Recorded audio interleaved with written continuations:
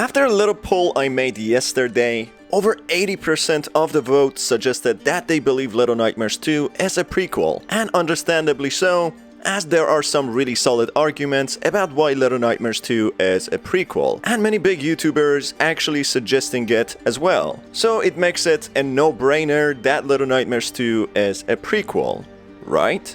Well, the devs behind this game actually confirmed it a while back that it's a sequel, and it is in fact in the timeline of Little Nightmares 1, suggesting that the events of Little Nightmares 2 happened directly after Little Nightmares 1. This is based on an interview the Eurogamer conducted with Dave Mervick, the senior narrative designer of Little Nightmares 2 for Tarsier Studios, and Lucas Russell, the producer of Little Nightmares for Bandai Namco, on 30th of August 2019. But things don't end there. As on a very recent interview, as a matter of fact, on 11th of March, Mervick confirmed that the events of Little Nightmares 2 take place before Little Nightmares 1, making it a true prequel to the first game. I guess that's one way to confuse the fans, let them come up with different theories and argue to no end. If you read my latest post already, you'd know I had to re-edit this video and re-upload it as the latest interview gave contradictory information to the previous interviews. Hi folks, I'm R, your narrator. Let's go ahead and break down the interview, and beware, as there will be spoilers ahead. The interview took place on 30th of August 2019, conducted by Emma Kent, interviewing Dave Mervick, the senior narrative designer, and Lucas Russell, the producer. Therefore, we can assert that amongst the entire team of Tarsier Studios, the devs behind Little Nightmares, these two people are the most involved in the story and are aware of all the cut content and what the story actually means, including all the hidden secrets and facts. You can find the full interview on the Eurogamer's website, which I will put in the description below. The title of this interview is What the Hell's Going On in Little Nightmares 2? The first question goes right in and asks if Little Nightmares 2 is a direct sequel to the first game and when it takes place, to which Mervick responds by quoting, "It is a sequel to the first game. It's in the Little Nightmares timeline," is all I can say about that. Based on that, we can assert that it is a sequel to the first game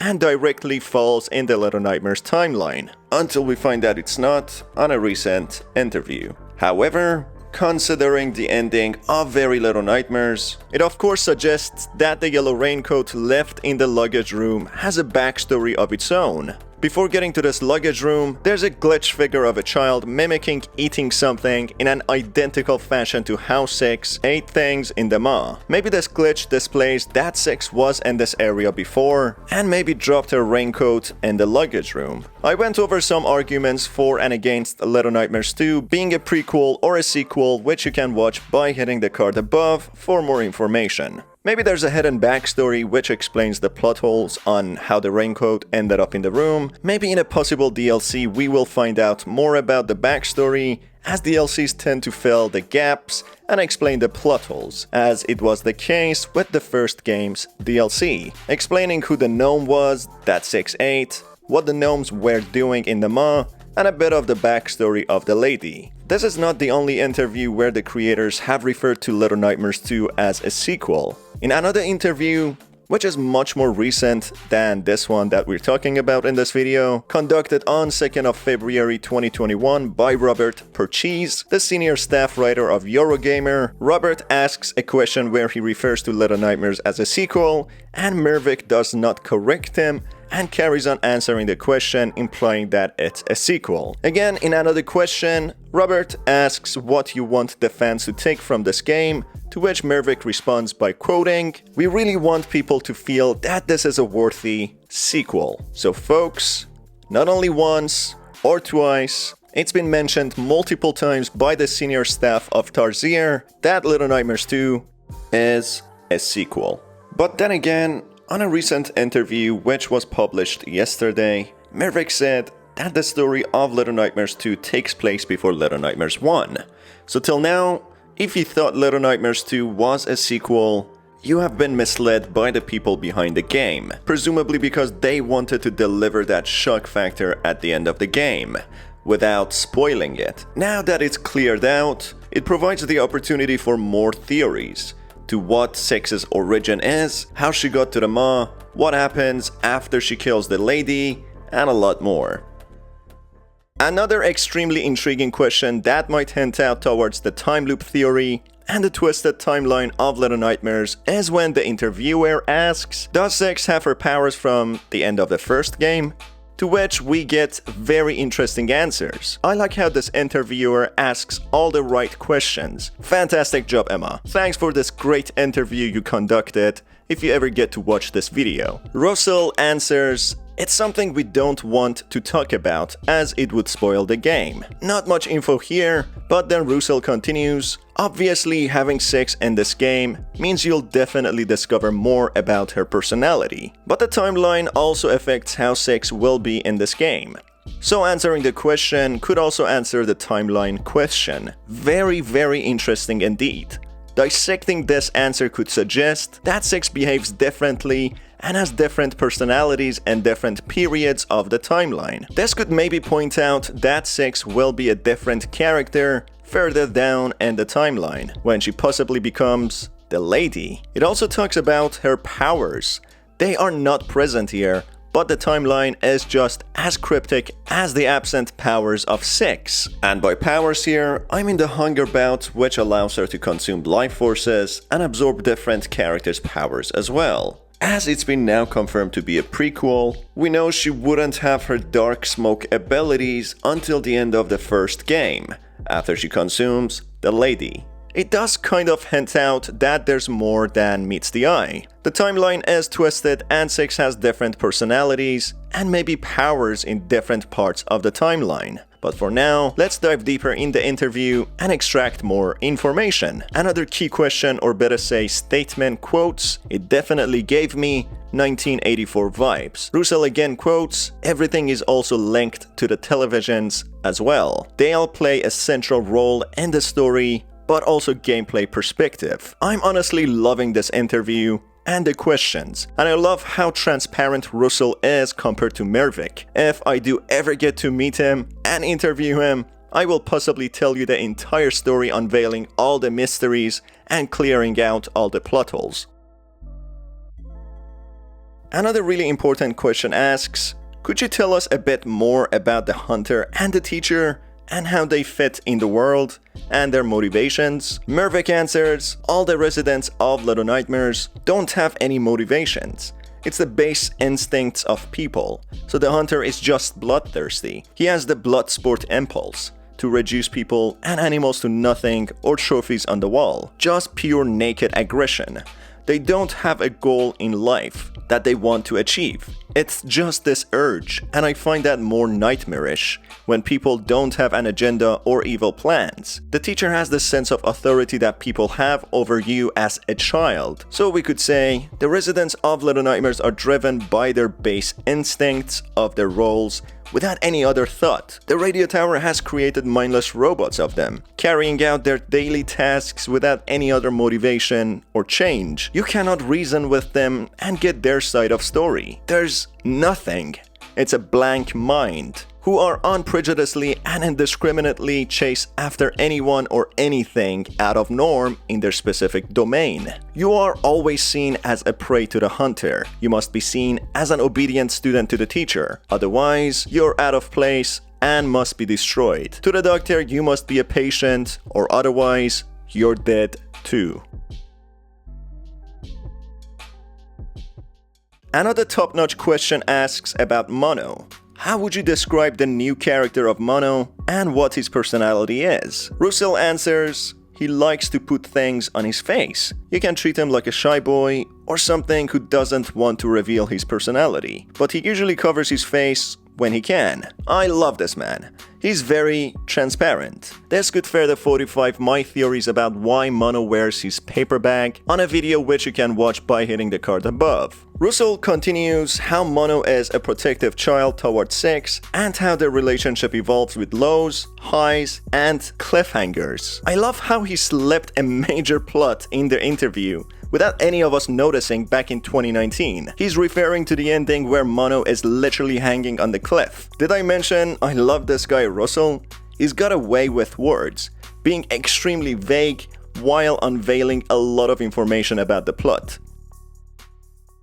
I would have ended the video at this point, but as the new interview was put online yesterday, let's go over some key points of the interview. This interview was conducted by Evan Moore from Gaming Bible, with the title of Little Nightmares 2 writer confirms major fan theory, published on 11th of March 2021, yesterday, which I will also put in the description below. The first question asks about the ending of Little Nightmares 2 and how Mono becomes trapped at the end. Mervik responds, couldn't you also argue that at the end of the first game? Keep this interesting point in mind, as I will get back to it. Mervik continues, the protagonists of both games are shaped by the world around them, and how unavoidable this can feel.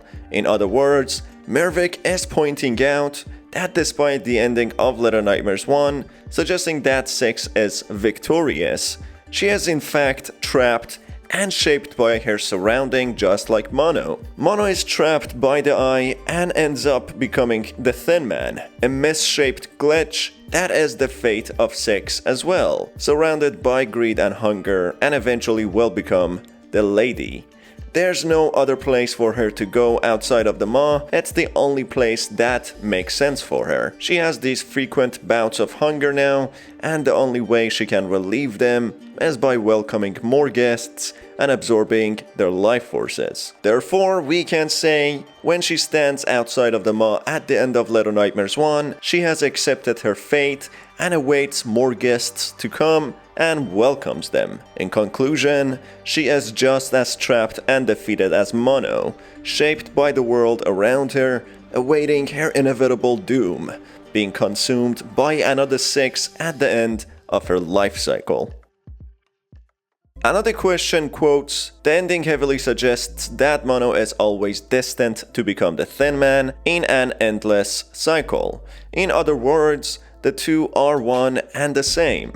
With that said, some fans also believe Mono is a successor to the Thin Man. It's a role that's passed down to him, and that they are actually two different people. Which is it? To which Mervik responds very briefly saying that it's all of it. So basically, they are the same people and different people, with Mono destined to be the Thin Man in an endless cycle, while he is also the successor of Thin Man, as it's a role passed down to him. Okay, where is Russell? So which is it? He's the same person as the Thin Man, or they're two different people? Was Mono destined to be the Thin Man, or the role was passed down to him? Is that a cycle or a new phenomenon? Well folks, we have to rely on our imagination and theories for this part. But it's very likely that Mono is the younger version of Thin Man stuck in an endless time loop. But at the stage they meet, they are two different people. As you could argue, the person you are now is very different to the person you were when you were younger. So will be true when you grow up. Mono has different goals and aims, maybe even mindset, but he changes when he becomes the Thin Man. Maybe like the other residents of Little Nightmares, no clear goal or motivation, just driven by pure base instincts. Another question follows asking how the world of Little Nightmares came to be what it is now, to which Mervik responds, this is what you get when you spend thousands of years dodging that very same question. Therefore, we could say that despite what I said before, that maybe it's been hundreds of years with people stuck in this loop, it could actually be thousands of years. Maybe the world of Little Nightmares slowly evolved into what it is now, but people didn't stop to ask what is going on. Instead, they let it happen, which they are used to now for thousands of years. Another common question asked brings to light who built the radio tower and why. Mervik responds that the creatures and places exist for a reason in the world of Little Nightmares. In the first game, the Maw exists because the hunger exists. And here, the signal tower exists because the need for escapism exists. The mall is like a restaurant tending to the need of hungry guests who eat non-stop. It's a place which Six belongs to as well, due to her hunger bouts. That is why she goes there at the end of Little Nightmares 2. The radio tower exists in the city, because it might be due to the busy lives of people in cities. They try to find a way and escape their realities. Isn't that what we do as well?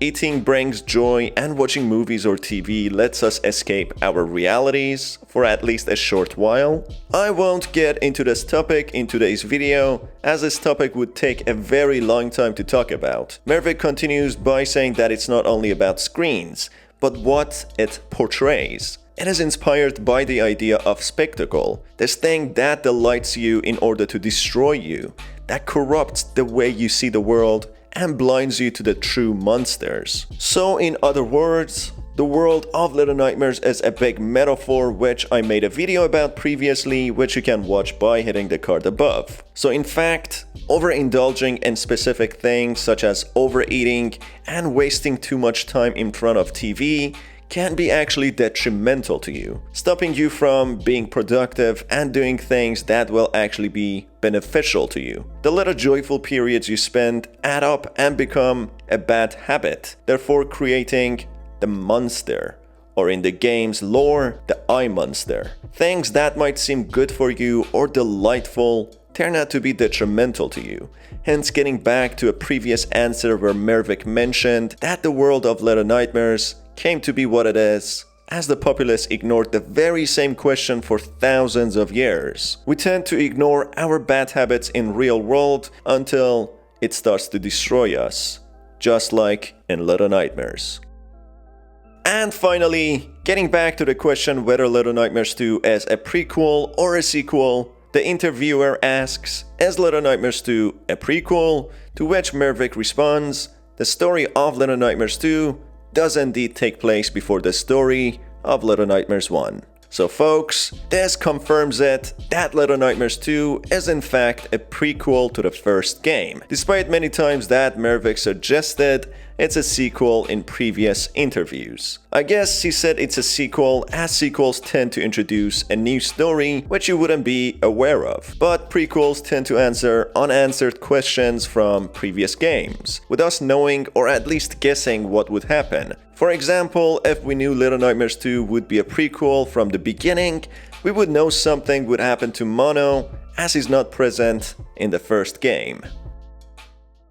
Even though before I theorized that Little Nightmares 2 is a sequel, it's good to finally get a confirmation, as this confirmation allowed me to think differently and come up with some other interesting questions, and in return some astounding theories. Some of these questions are what happens after the end of Little Nightmares 1 when Six stands outside of the maw. What does the ship horn indicate? What is the backstory of the yellow raincoat, and how did it end up in a room in Pale City? How did Six obtain her hunger bouts? What is the backstory of Shadow 6? What happened to Six when she was in the signal tower? And what will be the relationship between Mono and Six after her betrayal? And a lot more.